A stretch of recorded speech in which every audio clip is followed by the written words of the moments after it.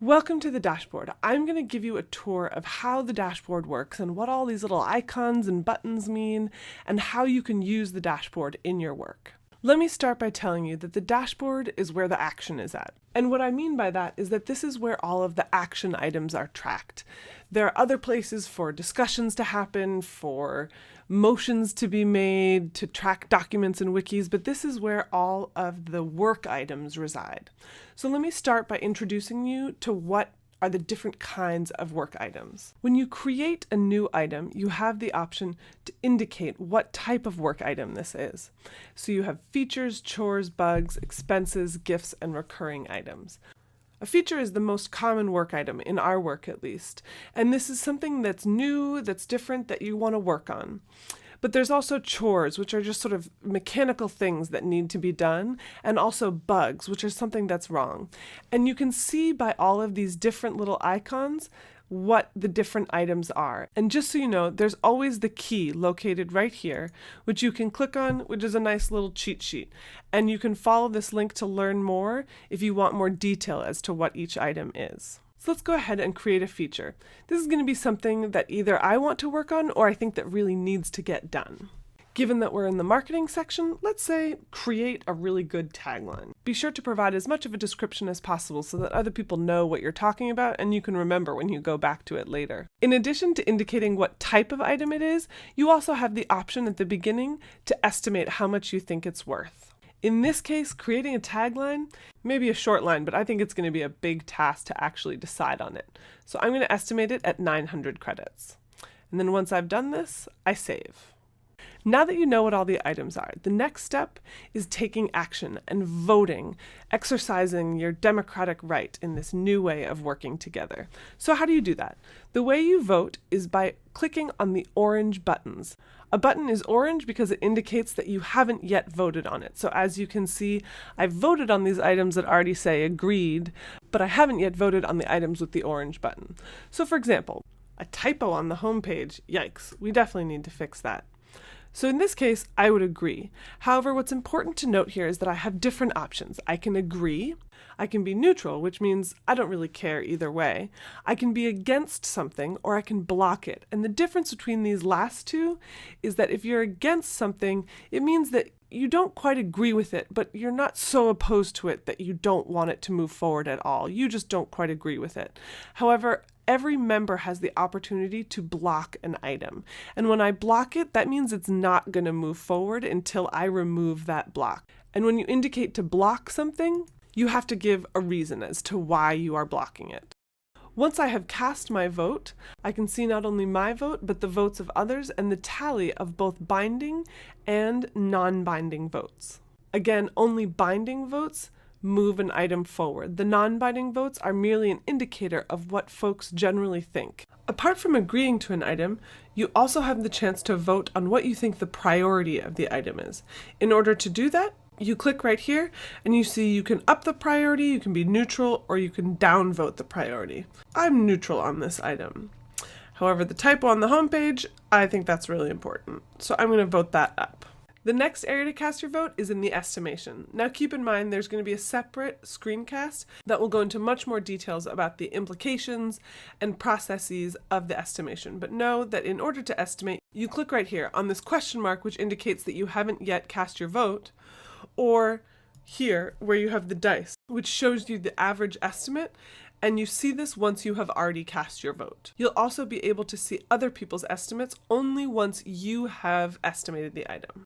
Now, apart from just voting and creating new items, you also use the dashboard to track and take action. And the action buttons are indicated by the blue buttons. So with these buttons, I can start an item. In the open queue, the start button will appear for the top 3 priority level items. Therefore, if you don't see a start button, you may want to up the priority of the item or talk to your community about how important this item is so that they increase the priority. But once the button appears, you can start an item. Also, if an item has been inactive completely for 30 days, this cancel button will appear. If something has become just not relevant anymore, any member has the ability to cancel an item. And you can always go back and see the canceled items by going up here. So I'm going to go ahead and start the marketing plan. A pretty big project, which would probably take a long time. However, I already started this item to create a Facebook page, and I'm really already done with it. I'm going to click Finish, another action button in blue. And when I finish an item, I must report on it. Once I've entered my report as to what was completed, I click Submit, and the item goes into the Done queue. Now, I have the possibility to take it back if I feel it is somehow incomplete, but the community has an opportunity to accept or reject the item. So similarly to the Agree buttons, the orange buttons indicate that you need to vote. So you click on this button in order to say whether you accept or reject the item, and again, you have the chance to block it. So not just vote against it, but say, no, absolutely not until your concern is addressed. But in this case, I think they did a good job, so I'm going to accept it. Similarly, just like I can take an item back if I don't think it's done, I can also give up an item if I realize, hey, I took on a little bit more than I can handle, so I'm going to give this up and let somebody else work on it.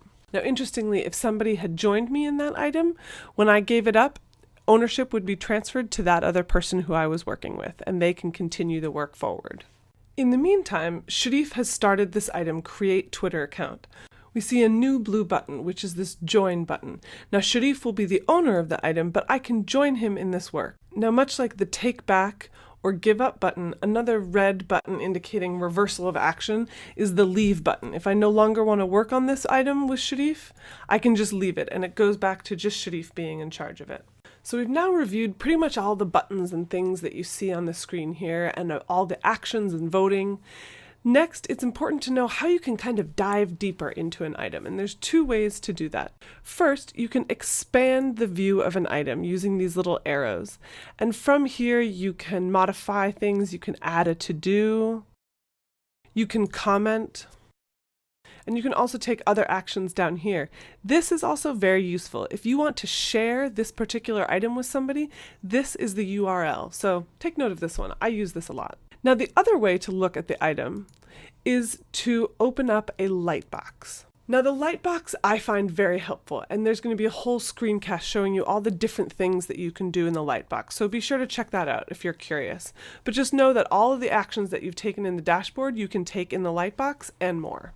Other useful tools in the dashboard are the search feature, and especially as your dashboard gets more crowded, this will become really useful. If I have an idea and I want to check whether somebody has already thought of this, just type in the search field and it will automatically find things as you type. Pretty cool. Once you're done searching, you can either backspace or just say clear, and it will go back to the full view. Another really useful tool are these filters. If you want to see, hey, what have I not voted on? What needs my agreement? You can narrow it to that. If you want to know, what's happened in the last week? I've been gone. I want to know what's been updated, all the items that have been updated. So there's lots of very useful filters in here. I would definitely recommend playing around with these. And you can always go back to Filter Show All to go back to seeing everything. Now, another question that we get a lot is, how do items move from one queue to the other? The most important one is from new to open, because this is the difference between stuff that's been proposed and stuff that can actually be started. And the short answer is that items move when there are more accepts than rejects, and the number of votes needed depends on how complex or how expensive the item is.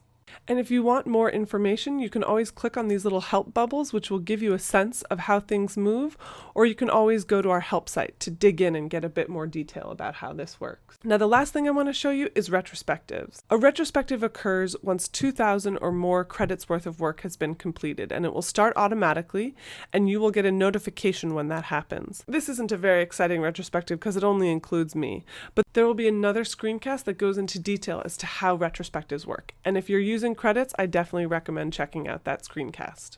So I hope you have a better idea of how the dashboard works. And remember, you can always use the key as a cheat sheet. I've found this very helpful.